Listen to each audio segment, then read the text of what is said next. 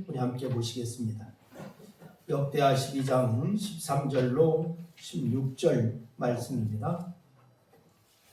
우리 다 같이 합독하여서 같이 읽겠습니다. 같이 읽습니다. 르호보암 왕은 예루살렘에서 스스로 세력을 얻게 하여 르호보암이 왕위에 오를 때에 나이가 41세라. 예루살렘 곧 여호와께서 이스라엘의 모든 지파 중에서 택하여 그의 이름을 두신 성에서 17년 동안 다스리니라. 르호보암의 어머니의 이름은 나아마이 암몬 여인이었더라. 르호보암이 악을 하였으니 이는 그가 여호와를 구하는 마음을 굳게 하지 아니하였음이었더라. 르호보암의 처음부터 끝까지의 행적은 선지자 스마야의 선견자 iddo의 족보책에 기록되지 아니하였느냐.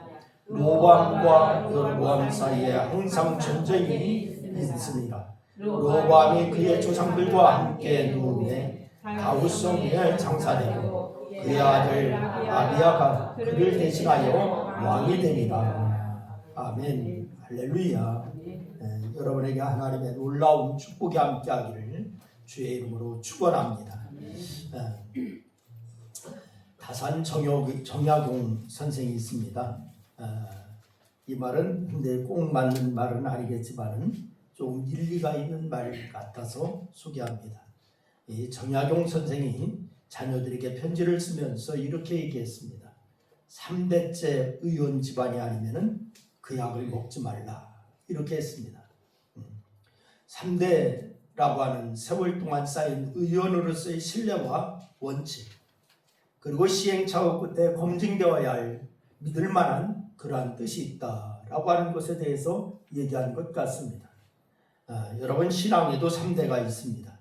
신앙이 쌓여서 인격을 만들어 가는데 1대, 그래서 1대는 언제냐? 뿌리는 때입니다.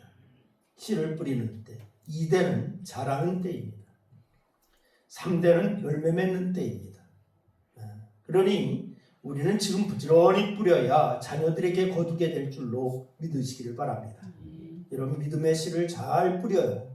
그래서 자라서 자녀들이 거두는 그러한 역사가 여러분이 가장 잘하는 것입니다. 그러니 우리는 부지런히 뿌려야 자녀들이 거둬요. 믿음은 그 무엇보다도 자녀들에게 물려줄 수 있는 가장 귀한 유산인 줄로 믿으시기를 바랍니다. 미국의 16대 대통령 링컨이라고 하는 사람을 여러분이 잘 알 겁니다. 여러분, 링컨의 어머니 낸시 행크스라고 하는 여사가 바로 이 링컨의 9살 때 숨을 거두면서 유언으로 링컨에게 이렇게 얘기했습니다. 내게 100에이커의 땅을 물려주는 것보다도 이 한 권의 책을 물려주는 것을 진심으로 기쁘게 생각하라. 이러면서 성경을 물려줬어요.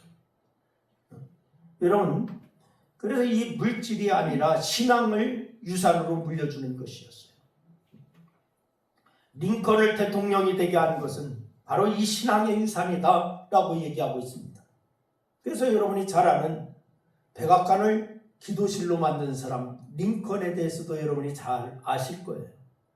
여러분, 부모가 자녀에게 너는 하나님의 자녀라고 하는 자긍심을 물려준다면은 여러분, 자녀들은 분명 하나님 앞에서 귀한 인생을 살 줄로 믿으시기를 바랍니다. 하나님의 자녀라고 하는 자긍심, 약자에 대한 배려, 이웃에 대한 사랑을 물려준다면은 자녀들은 바로 사랑을 많고 어디서나 인정받는 사람이 될 수가 있을 줄로 믿으시기를 바랍니다. 또한 믿음으로 사는 법을 물려준다면은 하나님이 허락하신 복을 누리는 행복한 사람이 될 수가 있을 것입니다. 여러분, 하나님이 자신의 마음에 쏙 드는 사람이라고 말했던 인물이 있습니다. 그 사람이 다윗이라고 하는 사람입니다. 여러분, 다윗은 여러 가지로 아름다운 인물이지만은 그 중에 하나가 바로 뭐냐? 아들 솔로몬을 왕으로 세운 일이었어요. 여러분, 물론 솔로몬을 왕으로 세우는데 여러 가지 일이 있었습니다. 그만큼 다윗이 솔로몬을 왕으로 세우려고 하는 마음이 없었더라면 솔로몬은 왕위에 오르지 못했을 것입니다.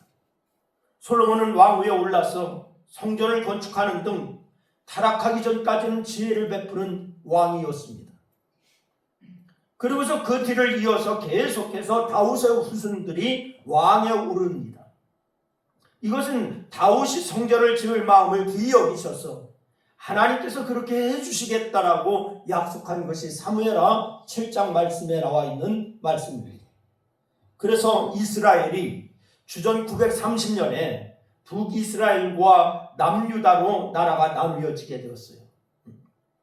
그런데 이 북이스라엘은 주전 722년에 망하기까지 208년 동안에 무려 19명의 왕이 있었습니다. 그런데 그 기간 동안 9번이나 왕조가 바뀌어요. 왕조가 바로 9번이나 바뀌는데 그 중에 6번 정도는 왜 바뀌느냐? 쿠데타입니다. 쿠데타에 의해서 왕조가 바뀌었어요. 그러나 남유다는 주전 586년에 망하기에 모두 344년을 지내는데 망하기까지 바로 이 북이스라엘보다도 바로 나라가 더 많이 유지되었습니다. 그동안에 모두 20명의 왕이 있었어요. 그런데 그 왕들이 모두 다윗의 후손들이 왕이었습니다. 왕조가 한 번도 바뀌지 않았다라고 하는 말입니다. 이것은 하나님이 약속하신 그대로 이루어졌어요. 여러분, 하나님은 이렇게 약속하신 것을 반드시 지키시는 분이신 줄로 믿으시기를 바랍니다. 오늘 이 본문의 배경이 되는 주전 970년 40년을 왕위에 있었던 다윗이 죽고 솔로몬이 왕이 되었을 때 그때의 일입니다. 그리고서 솔로몬이 40년을 통치하다가 주전 930년에 솔로몬이 죽었습니다. 그래서 그 뒤를 이은 왕이 바로 오늘 본문에 등장하는 솔로몬의 아들 르호보암이라고 하는 사람입니다. 그의 르호보암은 주전 930년 41세의 나이로 왕이 되었어요. 17년을 다스리고 주전 913년에 르호보암은 죽었습니다. 그런데 이 르호보암이 이스라엘을 북이스라엘과 남유다로 나눈 데 기여를 한 사람이 르호보암입니다. 참으로 안타까운 사람이죠. 나라를 나누어지게 한 사람. 오늘 우리는 이 르호보암의 삶을 살펴보려고 하는 거예요. 르호보암을 통해서 어떤 교훈을 우리가 받을 수가 있을까? 저제는 금수저라고 다 잘 되는 것은 아니라고 하는 사실이에요. 여러분, 금수저라고 하는 말은 금수저를 물고 태어나다라고 하는 말을 줄여서 금수저라고 하는 말을 쓰고 있습니다. 부유한 가정에서 좋은 조건으로 태어나다, 좋은 조건을 가진 사람, 이 등의 의미로 쓰일 때 금수저다라고 하는 말을 많이 쓰죠. 그런데 이 말은 우리나라에서 생긴 말이 아니에요. 서양 문화에서 유래된 말입니다. 영어에 보면은 실버 스푼이라고 하는 말이 있어요. 은수저다라고 하는 말이 있죠. 그런데 이 말에서 유래된 거예요. 1800년대까지는 실버 스푼을 포함한 그런 식기류는 어디에서 사용했느냐? 상류층에서만 사용했습니다. 그래서 상류층의 가정에 아이가 태어나면은 수의루에, 여러분 우리 집 얘기에서는 유아세례를 베풀지 않지만 유아세례식 때에 바로 이 선물을 가져가는 데에 실버 스푼, 은수저를 갖고 선물을 하는 것이 그 당시의 문화였습니다. 상류층의 사회. 바로 여기에서 유래된 이런 표현이 생겼어요. 실버 스푼. 그런데 우리나라에서는 이 은수저보다 더 좋은 의미로 금수저라고 하는 표현을 쓰게 된 것입니다. 이런 표현대로 정말 금수저인 사람이 바로 누구였냐? 르호보암이라고 하는 사람이었어요. 할아버지가 왕이었고 아버지가 왕이었고 자기도 왕이 되었습니다. 이런 금수저가 어디 있겠습니까?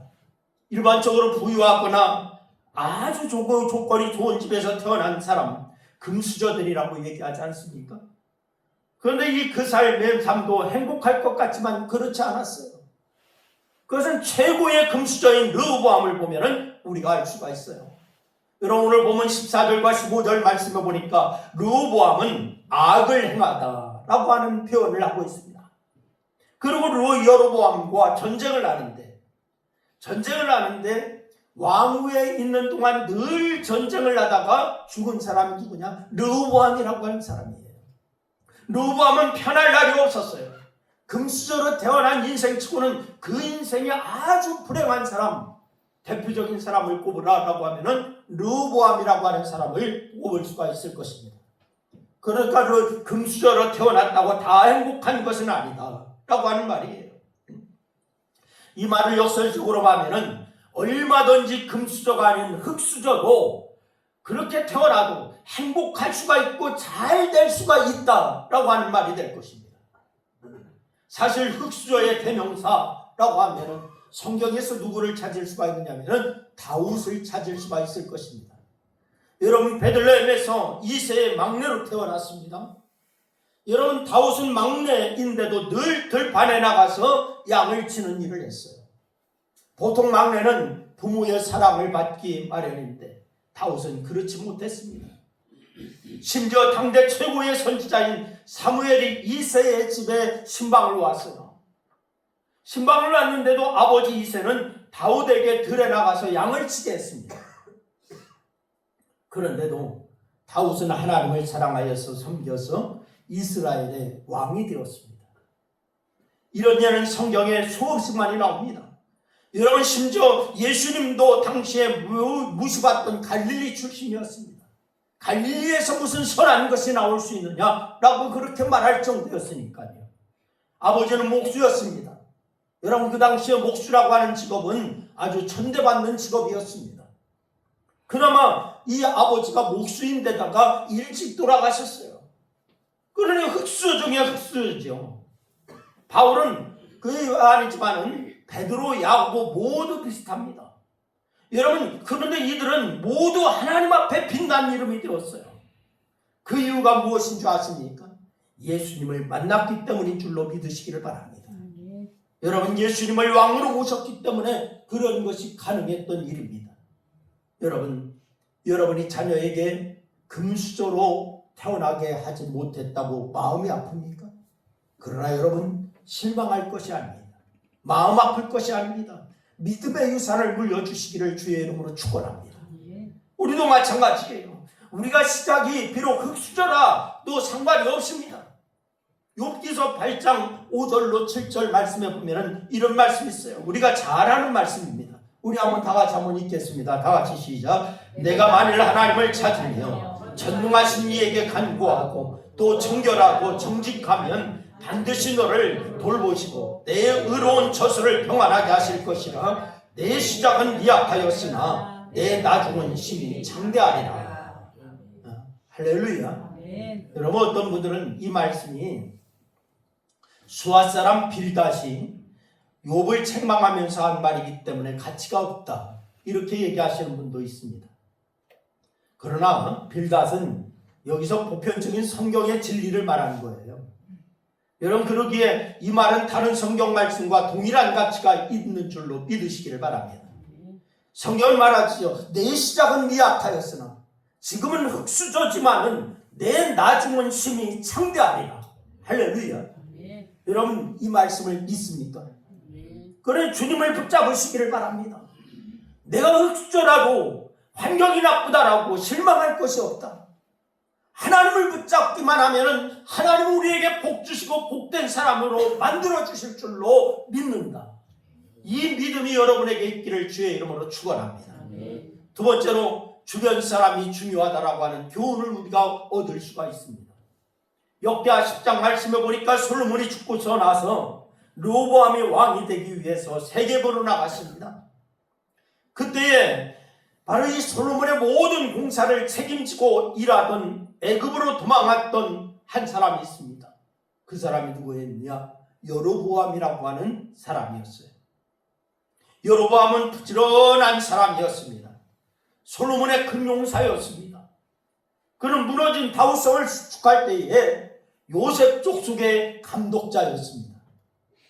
이런 인기를 얻고 솔로몬을 그런 보필했던 그런 사람이에요. 그런데 이런 인기를 얻고 솔로몬을 왕을 대적했던 애굽으로 이제 시삭 왕에게 통피했습니다. 후에 그런 그가 이스라엘로 돌아왔어요. 이스라엘로 돌아와서 그리고 백성들과 함께 르호보암에게 와서 르호보암에게 하는 말이 있었습니다. 우리 한번 읽어볼까요? 4절 말씀입니다. 다 같이 한번 읽겠습니다. 시작. 왕의 아버지께서 우리의 멍에를 무겁게 하였으니 왕은 이제 왕의 아버지께서 우리에게 시킨 고역과 매운 무거운 멍에를 가볍게 하셔서 그리하시면 우리가 왕을 섬기겠나이다. 여러분, 바로 이 배신하고 도망갔던 여로보암이 르호보암이 왕의 자리에 있다라고 하는 것을 알고서 와서 얘기합니다. 이제는 백성들을 좀 가볍게 해주세요. 세금을 줄여주세요. 그리고 백성들을 편하게 해주세요. 그러면 우리가 왕을 섬기겠나이다 라고 이렇게 얘기하고 있습니다.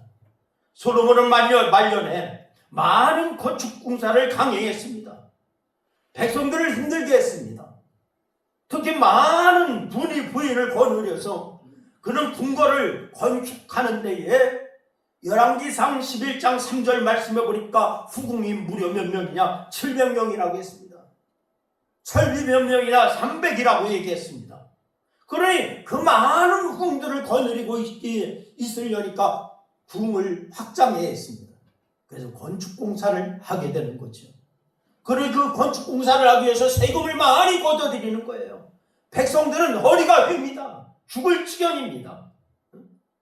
그래서 그 많은 일을 위해서 백성들이 곤궁에 처해 있으니까 이제는 세금을 좀 줄여주시오.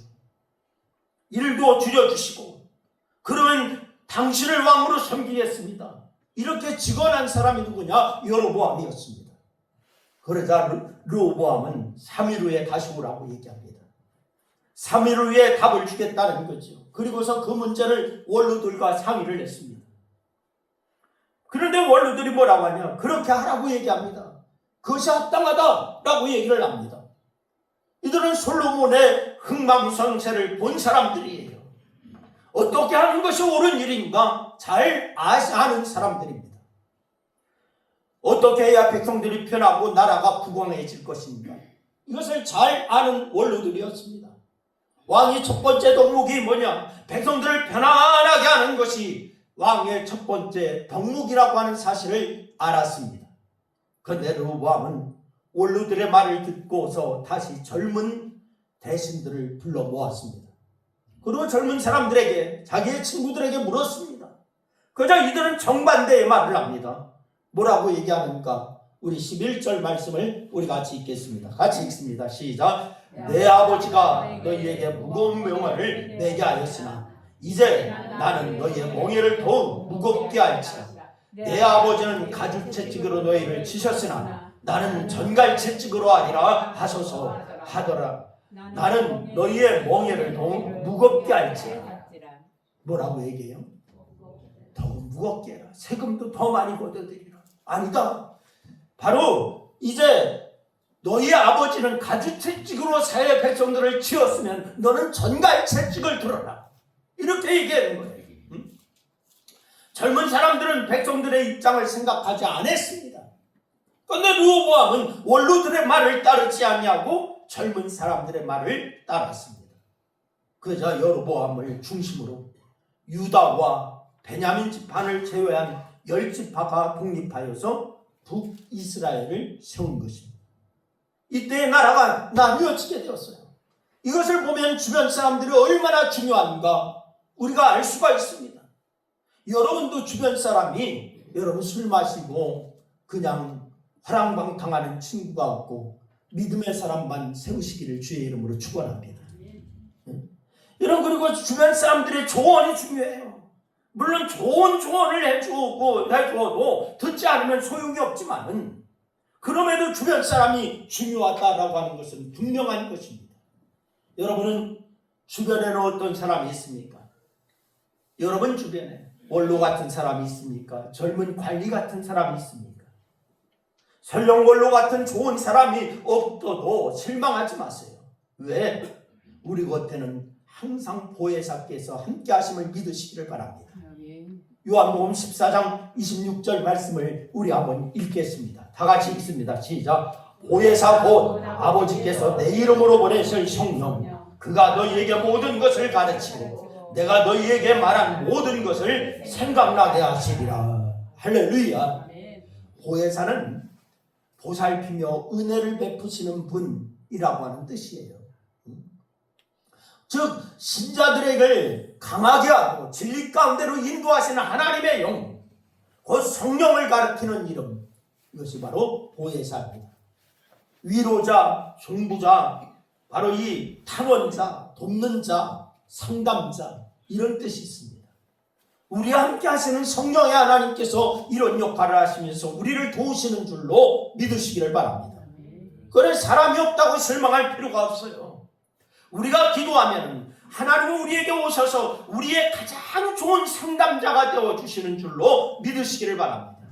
우리를 가장 안전하고 좋은 길로 인도하시는 안내자가 되어주시는 줄로 믿으시기를 바랍니다. 그래서 여러분 기도하며 그 보혜사를 여러분 환영하시고 그분의 말에 순종하는 여러분 될 수 있기를 주의 이름으로 축원합니다. 세 번째로는 본인의 결단이 중요하다라고 하는 교훈을 우리가 얻을 수가 있어요. 여러분 르호보암이 이렇게 해도 하나님은 다윗의 약속을 기억하셔서 복을 주셨어요. 여러분 르호보암이 복을 받을 일을 했습니까? 저주를 받을 일을 했습니까? 저주받을 일을 했어요. 그럼에도 불구하고 왜 그 나라를 하나님이 지키셨는가? 다윗에게 약속을 해주신 것이 있습니다. 역대하 12장 1절 상반절 말씀해 보니까 르호보암의 나라가 견고하고 세력이 강해졌더라 그랬습니다. 저주받을 일을 함에도 불구하고 그 나라가 세력이 강해졌더라 라고 했습니다. 견고해졌더라 라고 했습니다. 왜? 다윗에게 하나님이 약속한 것이 있기 때문에. 역대하 11장 말씀에 보면 르호보암은 왕위에 오르자마자 북이스라엘과 전쟁을 시작해서 많은 성읍을 건설합니다. 그리고서 역대하 11장 21절 말씀에 보니까 르호보암은 아내 18명과 첩 60명을 거두려 아들 28명과 딸 60명을 낳았으나 이렇게 얘기했어요. 이런 말하는 것을 보았어. 별로 복받을 일을 하지 않았습니다. 그런데도 나라가 강해졌더라 라고 성경은 얘기하고 있습니다. 그런데 그렇게 나라가 계속 강대해졌을까? 왜? 계속 강해질 수 있는 이유가 생겼어요. 역대하 12장 1절 말씀에 보니까 그가 여호와의 율법을 버리고 라고 했습니다. 그러면 망해야 되는데 왜 강대해지는가? 율법을 버린 것은 하나님을 버린 거예요. 이렇게 아무리 주변에 좋은 사람이 있고 하나님이 복을 주시려고 해도 본인이 하나님을 따르지 않으면 소용이 없는 일이야. 그런데 다윗이 믿음으로 하나님 앞에 서서 하나님께서 내 자손을 복을 주리라 라고 약속을 주셨어요.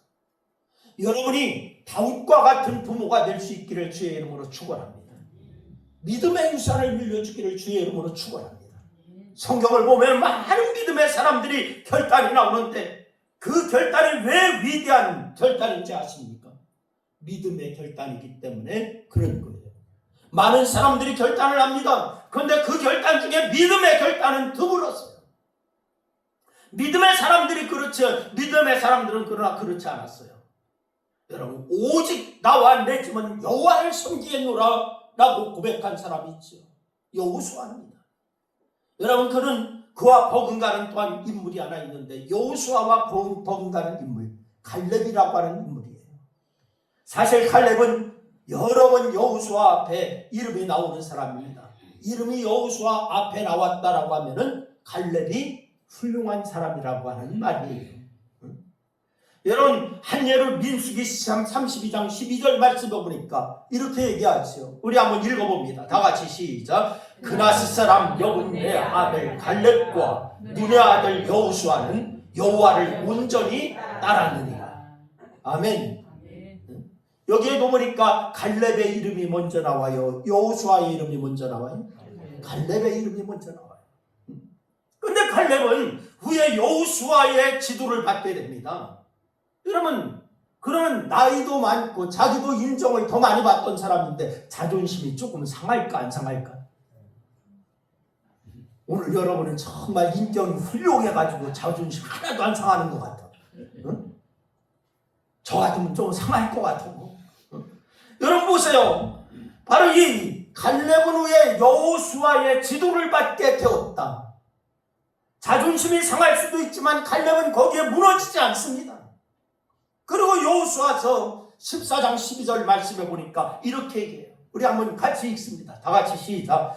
그날에 여호와께서 말씀하신 이 산지를 지금 내게 주소서. 당신도 그날에 들으셨거니와 그곳에는 아낙 사람이 있고 그 성읍들은 크고 견고할지라도 여호와께서 나와 함께 하시면 내가 여호와께서 말씀하신 대로 그들을 쫓아내리이다. 학자들은요, 갈렙이 여호수아보다 위에 있었는데 이스라엘의 지도자가 되지 못한 이유가 있다라고 하는 그렇게 주장하는 학자들이 있어요. 왜? 갈렙이 정통 이스라엘 출신이 아니었기 때문이다라고 얘기하는 사람이 있습니다. 그건 추정입니다. 학자들이 말이 옳다면 그럼에도 불구하고 갈렙은 기가 죽거나 마음이 상하지 않고 하나님만 바라보고 결단을 한 사람, 그 사람이 갈렙이라고 하는 사람이었어요. 저 산지 헤브론 땅을 말합니다. 헤브론 땅을 달라고 얘기합니다. 이 헤브론은 해발 930m예요. 그렇게 위치한 땅에서 산지라고 말하는 거예요.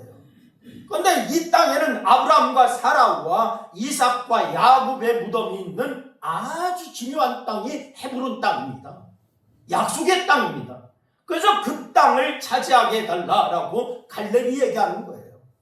여러분, 기름진 땅, 옥토 같은 땅, 이런 땅을 얘기하는 것이 아니라 그 산지지만은 그곳은 약속의 땅이다. 이것을 갈렙은 바라본 것입니다. 정말 아름다운 믿음의 결단이었어요. 그런데 이 믿음의 결단이 갈렙을 갈렙되게 했습니다. 또 우리가 잘 아는 다니엘이 결단이 있지 않습니까? 또한 다니엘의 세 친구의 결단이 있습니다.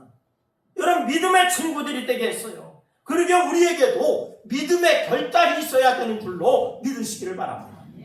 그래야 내가 믿음의 사람이 되고 축복의 사람이 될 수가 있는 거예요. 그렇다면 지금 내가 결단할 것이 무엇인가? 다른 무엇보다도 믿음의 결단이 중요한 줄로 믿으시기를 바랍니다. 옆 사람에게 한번 얘기해 주세요. 금은 보화보다도 믿음의 결단이 중요합니다. 얘기해 주세요. 그렇습니다. 여러분, 미국의 아이젠하워 대통령은요, 후임자가 된 케네디에게 뭐라고 얘기했는 줄 아십니까? 당신의 임무는 결단하는 것입니다. 이렇게 얘기했어요. 여러분, 이건 대통령만이 아니라 누구나 삶을 살다 보면 중요한 결단을 해야 할 때가 찾아오지 않습니까? 그때 어떻게 결정하느냐, 이건 너무너무 중요한 거예요. 성경을 보면 예수님께서도 사명을 위해서 결단을 하십니다. 누가복음 9장 51절 말씀해 보니까 예수께서 승천하실 기약이 자감에 예루살렘을 향하여 올라가기로 굳게 결심하시고, 이렇게 얘기합니다. 예루살렘에 올라가면 분명히 잡혀서 바로 곤욕을 다 치러야 됩니다. 십자가에 못 박혀 죽어야 됩니다. 그럼에도 불구하고 예수님은 결단하시고 라고 말씀합니다. 이런 십자가로 모든 사람을 구원하여 하나님의 뜻을 이루고자 하는 결단이었습니다. 우리에게도 이런 결단이 있어야 됩니다. 오늘 하루 말씀 따라 살기로, 또한 기도하며 살기로, 감사하며 살기로, 사랑하며 살기로, 예수 그리스도를 쫓아 거룩하게 살기로 결단하는 여러분 될 수 있기를 주의 이름으로 축원합니다. 그런데 결단할 때 중요한 것은 뭐냐? 최선을 위해서 자선을 포기하는 거예요. 최선을 위해서 자선을 포기하는 거예요. 다 같이 한번 따라합니다. 최선을 위해서 자선을 포기하자. 그렇습니다. 사람은 결코 최선과 자선을 다 가질 수가 없어요. 여러분, 다 가질 수가 있다? 아니요. 두 개 다 놓쳐버립니다. 오늘 나에게 무엇이 최선인지, 내 인생 가운데 가장 중요한 일은 무엇인지 묻고 그 최선을 택해서 결단하는 여러분 될 수 있기를 주의 이름으로 축원합니다. 오늘 우리는 르호보암을 통해서 분명 배운 것이 있어요. 깨달아지는 대로 실천하여서 축복의 사람이 될 수 있기를 주의 이름으로 축원합니다. 르호보암에 통하여서 이렇게 살면 안 되는구나 하는 것 우리가 배웠어요. 그래서 여러분은 그리스도 예수 안에서 결단하시고 최선을 선택하는 믿음의 결단을 하셔서 여러분 자손에게 믿음의 유산을 물려주는 그러한 역사가 있기를 주의 이름으로 축원합니다. 기도하겠습니다. 우리 한 2분 동안 합심하여 함께 기도하시겠습니다. 하나님 아버지, 은혜와 사랑을 고맙고 감사합니다. 오늘 우리에게 아버지 하나님께서 말씀 주심을 감사합니다. 르호보암에게서 우리가 교훈을 얻습니다. 하나님, 이렇게 살면 안 된다라고 하는 사실을 얻었습니다. 나라가 갈라진다라고 하는 사실을 얻었습니다. 아버지 하나님, 자손이 아버지 하나님이요, 이제 아버지 하나님 복을 받을 수가 없다라고 하는 그런 아버지 하나님의 교훈도 얻었습니다. 하나님, 우리가 아버지 하나님의 믿음의 교훈을 아버지 하나님의 자손에게 물려줄 수 있는 믿음의 사람들이 되게 도와주시기를 원합니다. 5월 가정의 달을 맞이하여서 자손들에게 가장 좋은 건 물려줄 수 있는 것이 무엇인가? 오늘 우리가 알았습니다. 깨달았습니다. 믿음을 물려줘야 되고 그들이 예수 안에 돌아와야 된다고 하는 사실을 우리가 깨달았사오니 이제는 우리의 아버님의 결단이 중요합니다. 이제부터 우리가 결단하여 자손들을 잘 양육할 수 있는 저희 모두가 되기에 부족한 것으로 하나님 역사야 주시기를 원합니다. 오늘도 주께서 영광 가운데 함께 하시니 감사합니다. 주의 이름으로 기도합니다. 이 시간 가슴에 손을 얹으시고 아픈 분들은 아픈 부위에 손을 얹을 수 있기를 바랍니다. 기도하겠습니다. 하나님 감사합니다. 오늘 말씀대로 살지 못하였던 거 먼저 용서하여 주시고 우리가 아버지의 가장 중요한 것이 무엇인가 오늘 말씀을 통하여 깨닫게 하심을 감사합니다. 하나님, 자손만 내가 잘 되는 것은 믿음의 유산을 물려주는 것인데 하나님, 우리가 지금까지 그렇게 살지 못했음을 용서하여 주시옵소서. 이제 아버지 하나님, 하나님께서 우리에게 이제 아버지의 결단하는 용기를 주셔서 이제 자손들에게 믿음의 유산을 물려주고 예수 그리스도 앞으로 돌아오게 하는 결단이 세워지게 하심을 믿습니다. 이 시간 또한 아픈 부위에 손을 얹었습니다. 아버지 하나님, 이 손 주님의 피 묻은 오른손 되게 도와주시고 또한 아버지 하나님이여 예수 그리스도의 이름으로 치유하여 주시옵소서. 마음의 병을 치유하시고 육신의 병을 치유하시고 머리끝부터 발끝까지 모든 병이 이 하나님의 창조한 창조의 질주로 회복되는 역사가 있게 하여 주시옵소서. 예수님의 이름으로 기도드려옵나이다. 아멘. 우리 다 일어나셔서 찬양하고 축도하겠습니다.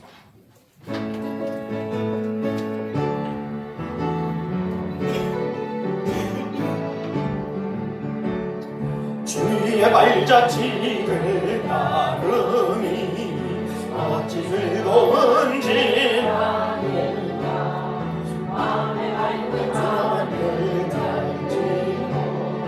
밝은 빛을 가리친다. 발자취를 따라가자.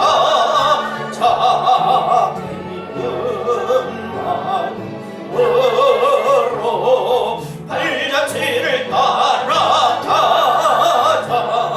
찬송하며 즐겁게 발자취를 따르니 어찌하여 간지인가. 맘에 악한 생각 사라져 밝은 마음 싹든다. 발자취를 따라가자. 기쁜 마음으로 발자취를 따라가자. 찬송하며 주의 발자취를 따르니 어찌 든든한 일 아닌가. 맘의 두려움은 사라져 새로운 힘 솟는다. 발자취를 따라가자. 기쁜 마음으로 발자취를 따라가자. 찬송하며 즐겁게. 아멘. 할렐루야. 지금은 교회의 머리가 되신 우리 주님 예수 그리스도의 은혜와 우리가 아직 죄인 되었을 때에 외아들까지 아끼지 아니하시고 십자가에 내어주신 아버지의 극진하신 사랑, 성령님의 내주하심과 인도하심과 역사하심이 오늘 가정의 달을 맞이하여 우리가 어떻게 이제 자녀들에게 이제 교훈하고 그들에게 아버지 하나님 어떻게 행해야 할까, 오늘 르호보암을 통하여서 교훈을 얻게 하시고 또한 아버지 믿음의 유산을 물려주도록 결단하는 사랑하는 성도들 무리 위에와 저들의 가정 위 또한 교회 위에 이제로부터 영원토록 함께하옵시기를 축원하옵나이다.